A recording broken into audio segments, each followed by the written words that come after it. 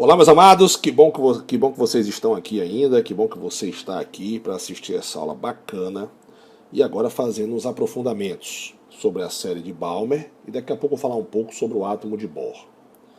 Se você chegou até aqui é porque você realmente não se contentou apenas com o básico, né? Você quer uma coisa mais aprofundada, você vai fazer vestibulares bastante concorridos como ITA, IME, então essa aula é muito importante para você, certo?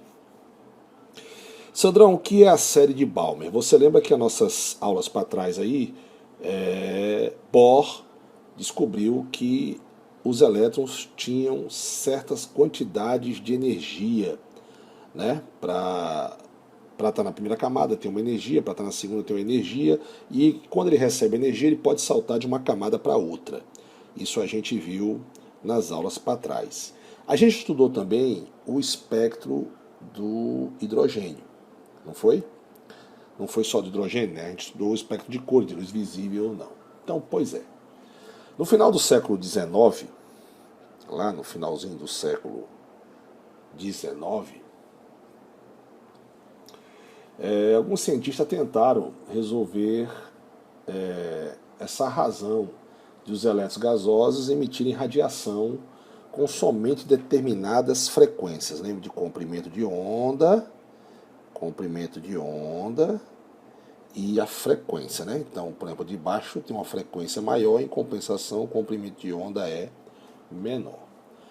E aí, teve primeiro cara que tentou fazer isso, foi esse cidadão aí, ó.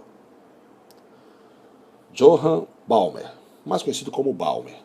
E depois Rydberg, certo? Mas vamos falar primeiro de Balmer.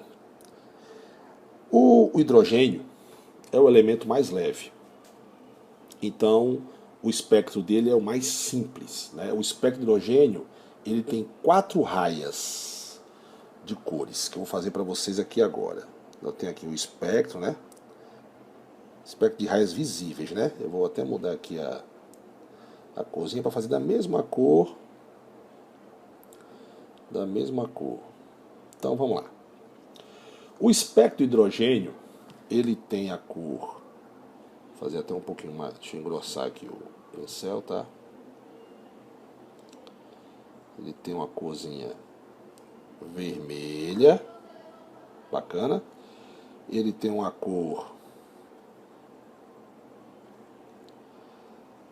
azul, tô botando mais ou menos a distância, desculpa, azul. E ele tem o verde. Deixa eu aumentar aqui a grossura do verde. E ele verde. Eu falei de 4 cores, não foi? É porque nós temos ainda aqui um branco. Não sei se o branco vai pegar. Vou botar cinza aqui, tá bom? Para ver se fica bacana.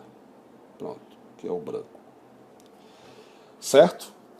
Você sabe muito bem que cada corzinha dessa, eu vou diminuir, tá? Porque eu não vou precisar mais. Deixa eu só diminuir aqui, que eu vou escrever com elas.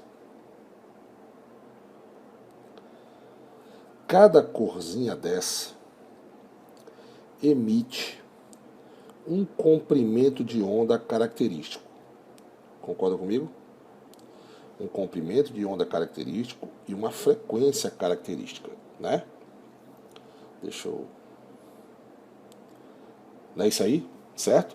Quanto maior for o comprimento de onda, menor vai ser a energia, porque menor é a frequência, certo? Beleza. E esses comprimentos de onda foram calculados, certo?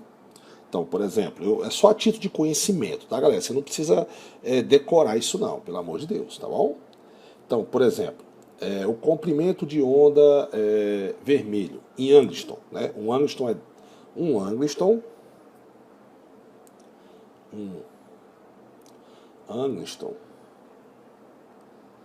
é 10 elevado a menos 8 metros. Bacana? Certo, galera? Beleza? Desculpa, metros não. Então, apaguei aqui 10 elevado a menos 8 centímetros, tá bom? Bom, então vamos lá. Voltando ao nosso raciocínio. Você sabe, já estudou lá que cada cor de dentro do espectro visível tem um comprimento de onda, certo? Bacana? Então nós temos aqui, cada um tem um comprimento de onda. O vermelho, já se sabia que o comprimento de onda dele era em torno de 6.559. Não precisa decorar, eu quero que você entenda o raciocínio, tá? Não vou também aprofundar a nível de universidade, não.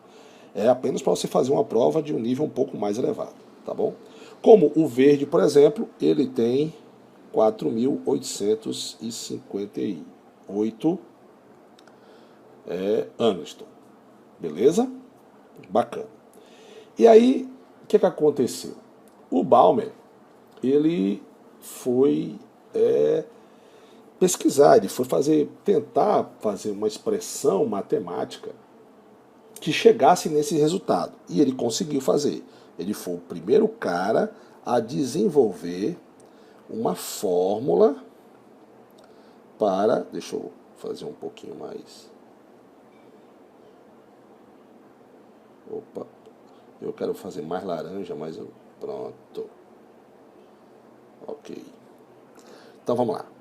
Balmer foi o primeiro cara a fazer uma fórmula, que foi a seguinte: o comprimento de onda, onde n é um número inteiro, menor que 3, é igual a 3.644 elevado a n ao quadrado sobre n ao quadrado menos 2 ao quadrado. Certo? Quando você substitui o n, não vamos fazer essas contas, tá? Quando a gente substitui o n por 3, por exemplo, né? Quando você faz um número n igual a 3, você substitui, você vai ser 3 ao quadrado, você vai encontrar justamente o valor do comprimento de onda da cor vermelha, né? Porque aí foi estipulado que o n para a cor vermelha é 3, para a cor verde é 2 e para azul é 1. Certo? E aí você obtém a série que eles chamam, a série de Lima, do ultravioleta. Essa aqui é a série do ultravioleta. Bacana? Então Balmer foi o primeiro cara a fazer para o espectro de hidrogênio uma fórmula. Certo? Aí Rydberg resolveu também fazer uma formulazinha dele. E ele fez uma formulazinha. Certo? Pegou a ideia, a fórmula que já tinha de Baer, de Balmer, e ele aprimorou. Ele pegou e fez 1 sobre o comprimento de onda de n, lembrando que n é um número inteiro menor que 3, né? É igual a R, esse aqui é uma constante de Rydberg, sobre 1 elevado a nf sobre 2, menos 1 sobre n ao quadrado, sobre ni. Isso aqui é apenas título de conhecimento para você, tá? Para você saber quem são e qual a importância desses caras. Essa constante de Rydberg aqui, ela tem um valor, é uma constante, né? E ela é aproximadamente, vou fazer para você aqui, não precisa decorar, tá bom? 0,00100968 Angstrom a menos 1. Tá certo? Então você já sabe aqui quem foram os primeiros caras que fizeram fórmulas para se calcular para se calcular a quantidade de energia, né? Para calcular esses comprimentos de onda, né? Para se ter uma ideia mais ou menos. Essas fórmulas, elas são chamadas de empíricas, né? O que é empírica, Sandrão? Empírica é a famoso chute, né? São o velho chute. Na época de Balmer e Rydberg, né? Naquela época ninguém entendia como é que o espectro de hidrogênio, que é esse cara aqui, né, como é que o espectro de hidrogênio se ajustava tão bem a essas expressões matemáticas aqui tão simples. Né? Ninguém entendia, porque são expressões relativamente simples. E aí é que entra o cara, né? O cara que primeiro, o cara que primeiro, o cara que deu o primeiro passo para desvendar esse enigma foi justamente o nosso querido Bohr, que é justamente a nossa próxima aula. Bacana? Então tá aí a importância de Balmer e Rydberg para justamente chegar na nossa aula que nós vamos ter agora sobre o átomo de Bohr. Bacana? Então vamos lá, não sai daqui não.